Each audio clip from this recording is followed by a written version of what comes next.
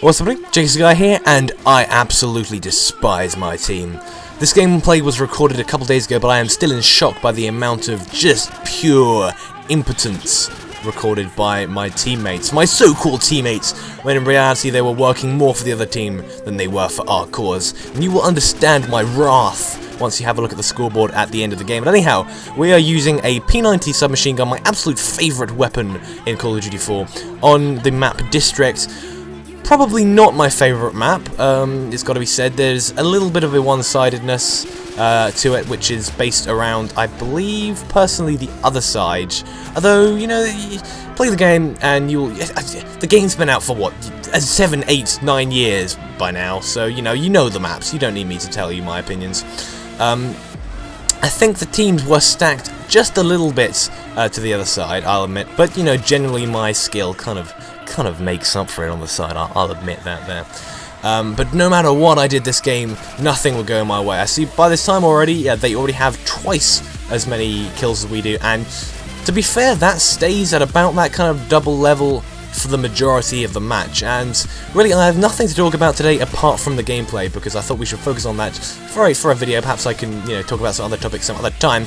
But let's just kind of have a bit of analysis here. Now, I was running on quite a streak, and my main goal here was just to stay alive, really.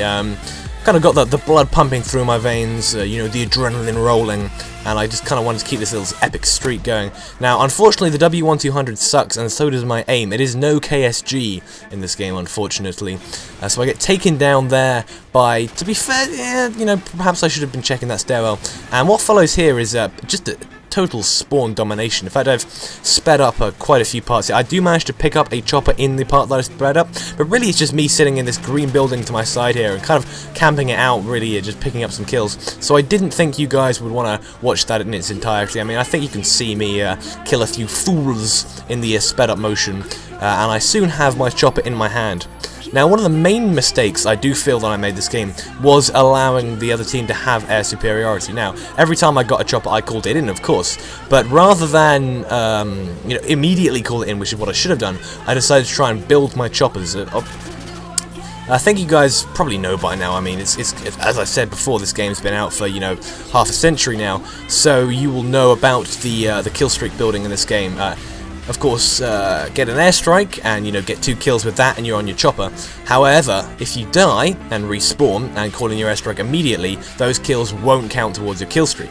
However, if you get yourself a 5 kill streak for an airstrike, die, then get another kill, just one, with your gun or grenade or knife or however you want to do it in that life, and then call in the airstrike, it will then count towards your kill streak for some crazy reason. So generally what one does when one gets a chopper on COD 4 is you keep it in your pocket until you die, and then you get 1 kill and then you call it in, and it helps build up your next chopper for you. So that's a little tactic, if you really are still new to this game somehow, by some crazy vestige of an ability to have avoided one of the best first-person shooters to come out in a long time. I like this little move here, picking the guy up with my pistol, just avoiding him, really. The fact that I managed to do a lot of the things I did in this game, there was some pretty sweet moves in here, I'm gonna have to say it myself. The fact that I was individually winning a lot of good gunfights, and a lot of gunfights I shouldn't have won, and the fact that my team managed to lose against this caliber of player is slightly worrying. But again, you will see the scoreboard at the end and you will kind of realise the sort of people I had to suffer with.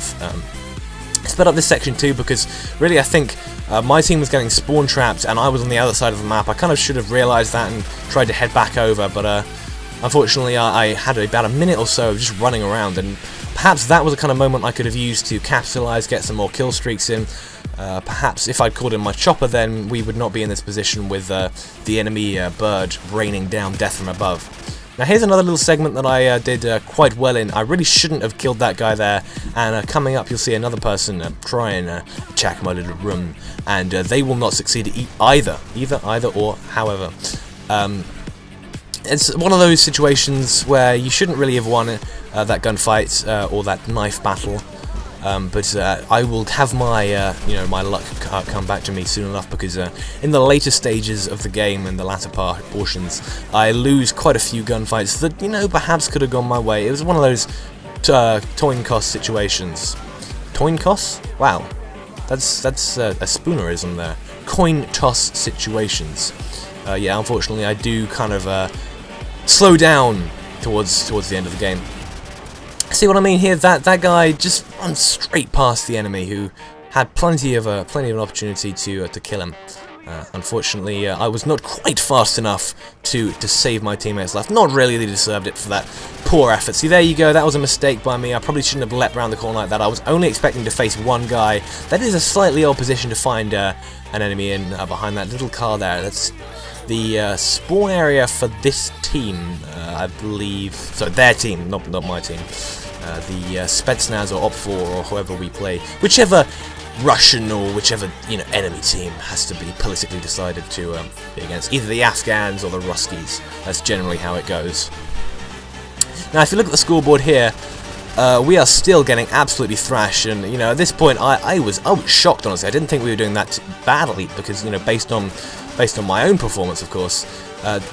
As I said, see that there. Sorry, there's a gunfight that I probably shouldn't have won there. Quick little sprint, cancel, and leap. Unfortunately, not much comes of it because this airstrike doesn't really do much because I get taken down by the chopper. Again, if we'd had air superiority, if I'd worked a little bit harder, then perhaps.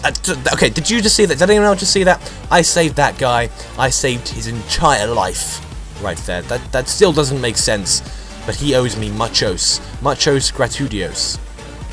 And finally, so as we're stating the obvious right here, this situation was a horrible one to be in because they were coming from both sides. I was slowly depleting my ammunition. Really, at this position, I should have just tried to run away because obviously they were going to try and flank me from one of the two different directions. They were spawning all around there, and that was kind of a bad play by me. I'm not quite a high enough level yet to unlock the Desert Eagle, which is probably the most useful sidearm, so unfortunately there wasn't too much I could have done. They probably could have whacked out the USP and perhaps taken down another foe if I'd depleted my magazine completely. But here's just another example of me running head first into a gunfight that I really shouldn't have, getting taken down completely fairly there by that guy who had the cover advantage on me. So really, in hindsight, it's obvious to see a lot of your mistakes there. That one wasn't really my fault too badly. Muchos badelios. Of course, when you're watching a replay of your own gameplay, you can be the most critical, as critical as you like.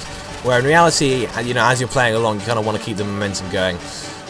In this position, I just know we were absolutely thrashed and had no chance of winning. So, I do what I do when I realise I'm in that kind of situation and just, go balls to the wall, run out there, try and pick up something nice. I think there was a kind of triple spray lined up there, but unfortunately the shots didn't quite connect as, we wrap up things here. Getting absolutely thrashed, I believe, 131 kills to 80.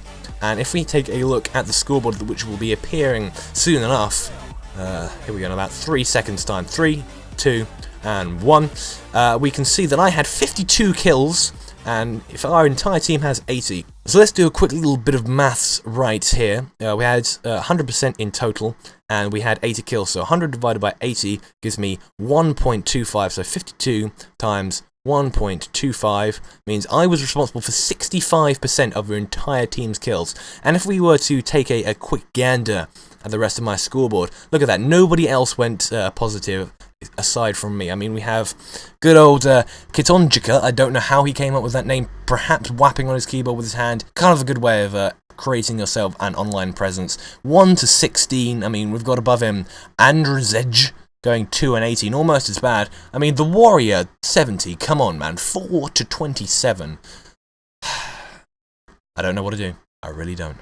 I've been JakersGuy. I hope you've enjoyed this video and my analysis, post-match analysis of where things went wrong. If you'd like to see more content from me, then hit subscribe. And if you enjoyed the video, then please leave a like, rating, and a comment to give your critical feedback.